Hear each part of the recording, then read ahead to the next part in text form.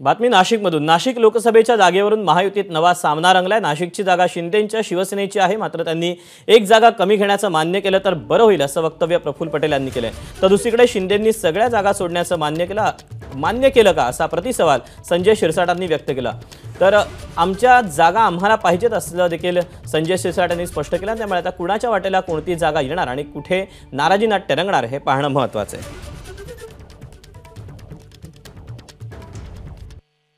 एक नाशिकमध्येच असं वाटतं की बाबा सिटिंग खासदार शिंदे साहेबांच्याकडे आहे, पण शिंदे साहेबांना पण जितके सिटिंग होते त्यांच्या एखादा कमी जास्त झाला तर थोडं त्यांनी पण मान्य केलं आणि BJPने पण थोडी तयारी दाखवली तर आम्हाला बरं वाटेल।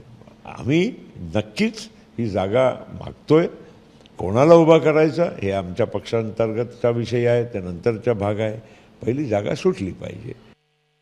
नाशिकची जागा ही शिवसेनेची आहे, त्या ठिकाणी शिवसेनेचा खासदार स्टँडिंग खासदार आहे आणि ती जागा शिवसेनेलाच मिळाली पाहिजे हा आमचा आग्रह नाही, हट्ट सुद्धा आहे आणि म्हणून ती जागा आम्ही मिळवणार याबद्दल शंका नाही।